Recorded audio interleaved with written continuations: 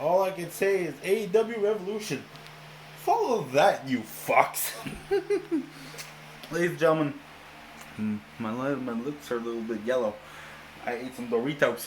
NXT Takeover Portland just went off the air, and now it is the debut of the Ruthless Aggression series, which first episode is premiering tonight after Takeover Portland. Takeover Portland. Uh, Interesting night, great night, amazing night. I mean, I I I felt like after I was done watching the hockey game here in Victoria, I was like, oh crap, is the start Takeover? Should I watch it?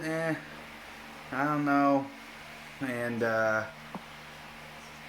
in the end, I decided to be like, yeah, I'll watch it. I missed the opening concert with the fucking chick whose music ain't that fucking good. Fucking Poopy Poppy. Poppy Poopy, Poopy Poppy. Whoever the fuck her name is. Um, and got, like I said, I already gave my thoughts on the Keith Lee Dominik Dijakovic match. I'd still argue that was the best match of the night, and ironically, this was the one that started it off, so it was really, really good. Then we moved on to the street fight between Tegan Knox and Dakota Kai. Dakota Kai wins a hell of a match. That was like the first ever NXT women's street fight, and sometimes you watch like the main roster women, like those, you see them wrestle, and it almost feels like at times they don't hit each other. It almost feels like they're holding back not to hurt each other. Well, that fucking felt real. Like they were fucking going at each other, and I think part of it is just trust in between each other. Since there's Dakota Kai and Tegan Knox were best friends on screen. They're still probably the great friends off screen, but I just feel like with that trust, they just felt like what, let's go out there, let's just beat the living shit out of each other, and they did just that. Dakota Kai was malicious and focused and wanted to end Tegan Knox, and Tegan always had those few moments where she was like, where she was shocked at what she was doing. She didn't know what she was doing. She showed regret. She showed remorse, and that would cost her in the end. And in the end, some new girl. She was on NXT and in the Mae Classic as what was her name? Rena Gonzalez. Now she's Raquel Gonzalez, and she helps Dakota Kai win. I don't know if this. I think this can be more of a just I don't know what really that thing's gonna lead to, because they kept saying like Dakota was shocked, Dakota was surprised. I think we'll mostly maybe see on Wednesday what if like Dakota Kai really knew who this chick was and what she was doing, or if she was just she just acted out her own volition. Dakota's just gonna casually join her, and Dakota Kai's gonna need someone like this if she's gonna go up against like a Rhea Ripley, because Dakota Kai is so small in stature. She's gonna need a heater, if you will. A little bit like this, a little bit like MJF and Wardlow back in All Elite Wrestling. Dakota Kai having that big chick with her could be a good thing. You just not, don't try to have.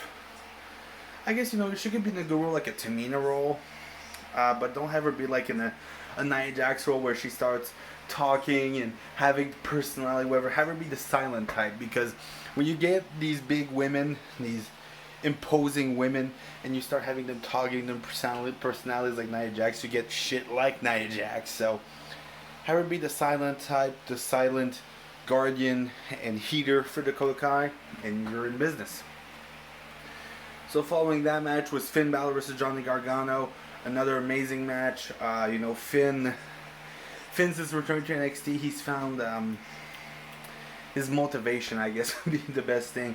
And this is the Finn Balor that we knew what was great. This was the Finn Balor we had lots of hope for on the main roster, but setbacks, man, and setbacks and setbacks and injuries and pushes, but then no more push. And then Brock Lesnar had to be champion because ratings, and that just always hurt Finn to a point where they just kept pushing him aside, and it shows that in NXT, he's gonna be important. He is important, and that Triple H, knows of his importance and is willing to book him as such. And Gargano taking the loss wasn't a bad thing. Gargano's always someone that can rebound from a loss, and especially with what happened at in the main event, which we'll get to in a few minutes. It definitely gives him an interesting story arc to come out of that. Following that was Rhea Ripley versus Bianca Belair. That match was okay, I guess. I mean, it was good, but it wasn't great. I'm not a big fan of Bianca, and Rhea's okay. But I guess to me, the most interesting thing about the match was the Charlotte angle.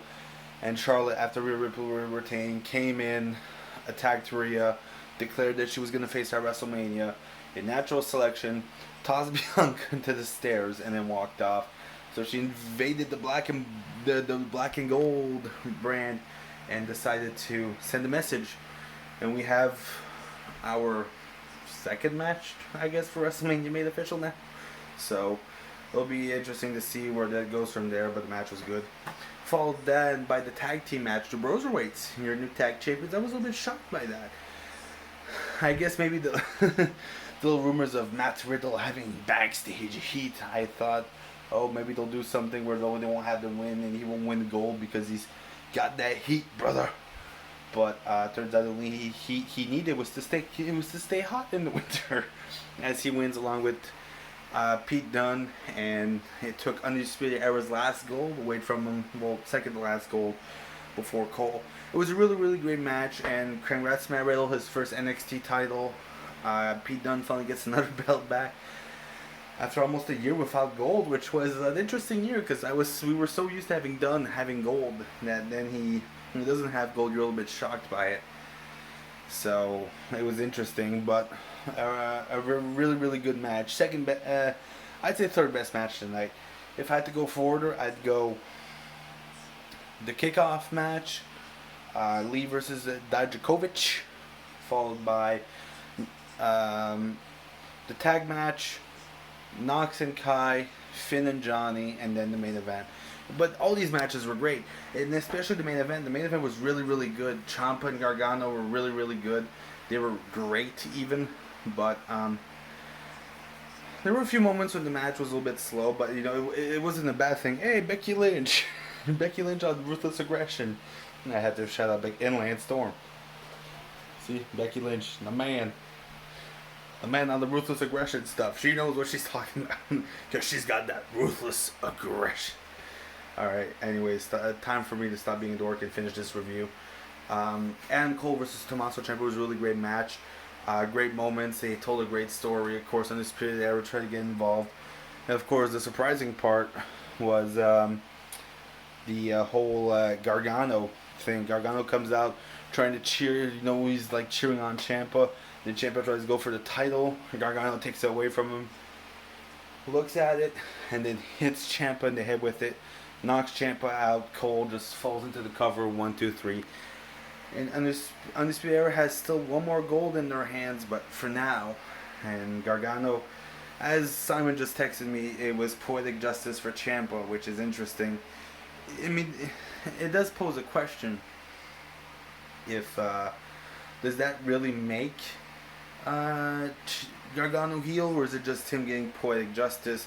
They were mentioning like his loss to Finn Balor might have messed up his mentality and has him angry or jealous or whatever. But it's definitely gonna lead in an interesting direction. I really can't wait to see what happens. So NXT Takeover Portland tonight, really, really great show, amazing show. The word I would use is amazing. And can't wait to see what happens next for NXT. If you don't know, watch it here because I don't have the USA Network. And I'm not watching Sportsnet 1 hour fucking recap bullshit. But thank you for watching, ladies and gentlemen. Make sure to like, make sure to subscribe. And if you haven't watched NXT Takeover Portland, watch it because you don't know what you're missing, brother. Thank you for watching. Like, subscribe, and have yourselves a very good night.